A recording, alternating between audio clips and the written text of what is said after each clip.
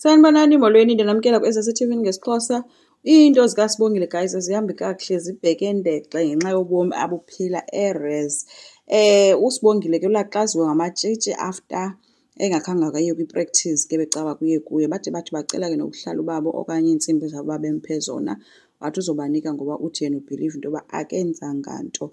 Kanti ukwenzo yena ngapha uzithele kunjengaye ehleli nosisi thizeni. Sisi lowo wayengulo wayembone eklabhini eziswe ngundile kuye. So wamlaxaza kukwenza ngenxa yoba wayephoxonga uSibongile eMaritzburg plus besanda kwenza into ye-divorce ngapha engafumani uSibongile akakho available for yena. So xa efika apha nangu lo sisi kuthiwa uzokwenza into zeencwadi zekhampani uzosebenzisana naye. So njengaye wabashiya bobayi-2 ke washiyeka ukwenza ecela amaxolo ku-sisters ngendlela abehave ngaye ethi akafuni ubonakala njengomntu o-rude but wamfumana ngexesha le-rongo. So usisi uye wathi ke akho ngxaki izinto zakhona ezo. So baqhubeka ke basebenzisana bobayi-2. Ke kwakhala ifowuni ke ngexesha besebenza. Into eyenzekileyo ukwenza uvele wayijonga ifowuni xa ifikayo ibhalwe ubambo lwam. Ibambo lwam ngapha kudala lukhala ifowuni ayibanjwa liyalila kwelakhe lecala. Ukwenza uvele wayijonga nje laa fowuni wayiqubudwa wayibeka phantsi waqhubeka nokusebenza. Ufowunelwe kowabo ke uSibongile othe xa ifowuni yafunyanwa nguVelephi ke ubesembalisela ngento yoba ke ugxothiwe ezintombini akazi uba wenze ntoni. uVelephi wambuza into yoba ayibo kanti wena so awuseyiyo na intombi. Wathi omnye no ndiseyintombi but then ke andazi uba ndenzeni but bathe bayandikhupha. Wampha amazwi amomelezayo ke wabulela ke uSibongile. Late uSibongile ubhizi uzikhangelela outfit ke guys ubona into yoba kungcono ahambe ayogruva again exela uZama kuthiwa khona uDJ okhoyo mabahambe bokonwaba yena ufuna uphuma kwizinto zomhlaba. So wavuma ke uZama because ngu-Everett kwayiwe. Baphinde baselwa ke guys ekuseni xa kufuneka kuyiwe esikolweni uSibongile akasakwazi ukuvuka uvuka kulate uthi ufuna uleqa eklasini uSuzamayi nanzo ucela itshomi yami indirekhodele nawe ndakupha ezo recordings. Phofu uZama ubhizi umbuza ngento yoba laa mfana wasepha besiphanayo ude wamnika ii-numbers na kulo bekufuna pha.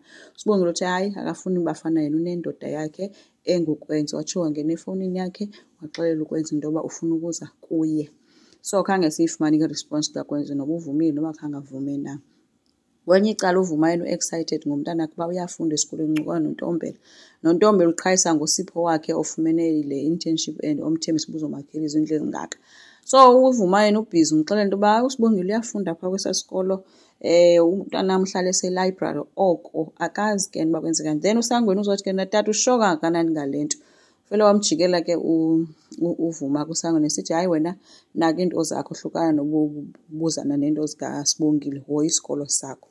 uZama uthe esehla esenyuka esikolweni ngoba kaya ngeklasini wadibana noVuma ke ethi omnye ube nelakhe ngoba adibana nayo bebuza uba uphi ke uSibongile kwenzekani. Embuza nongathi akaphilanga uthi uyafa ibhabhalazo usisi kangalali emuzi.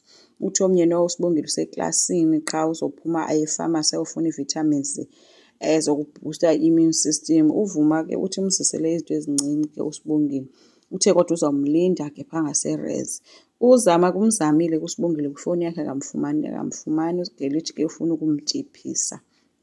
uSibongile yena usefletini guys khange aye kwakweso sikolo uzihlalele nokwenza batya ipitsa kodwa ukwenza uyambona uba akekho kwakule nto kaSibongile. Uye wambuza ke uba kanti wena kufanelanga uba useklasini na esikolweni ngoba lo mna ngokugqibela kwam wawuthele ikhosi yakho inzima. uSibongile uthatha ibreak and ufuna ukuzihlalela nendoda yakhe and uziva ngathi akasenalo ixesha lakhe and akanalo nyhani khange abe nalo ngoku sekulate futhi ngoku. Ukwenze utheke nee-classes ke Sibongile zibalulekile and yena akafuna asalele ngemva ngenxa yento yendoda. Wathi indoda Sibongile ayibaleki ihlala ikhona. Kuye kwaringa ifowuni ke guys kanti nguvuma uSibongile xa nakuyiphendula loo fowuni uyoyika. Kwenza umkhombe njengamehlo into yoba makabambe ifowuni le. And yabonakala uba udike kangulo Sibongile neento ezinwele zakhe azifakwe ngoZama because noba uthanda laa Sibongile unatural yena. Umbuzile ke ngoku utatakhe uba hayibo uphi na kutheni akayifumenanga nemeseyiji yakhe. uSibongile ungona ajonga ngoku imeseyiji. Wabe sesithi ke uyeza ke. So uyabuza kuVuma uba kanti uphi umthetho wakho. Usisi ke uthe uyofuna ii-vitamins. Yho anani abasesamdika nesitori se-vitamins because iye yadropheka ke ifowuni katata uVuma. ukwenze umbuze ukuba sowuxoxa nakutata yakho ngoku. Usisi uthe esi story side, ukwenze wathi ke kulungile masihambe le esi story sayincokola endleleni. Uthe ethi uSibongile bendithi ndizawuspenda enight nje nawe. Wathi kwenza hayibo andithi uthe utata wakho uyenza usendleleni so uzospenda enight kanjani. Wathi nami ke phofu funeka ndiyodibana noThabile our new auditor. Yho akajala ke sana uSibongile wabona nje into yoba ikhona into engatsho kakuhle apha. Kwathathwa izikhiya kwathatha ibhegi yakho sihambe.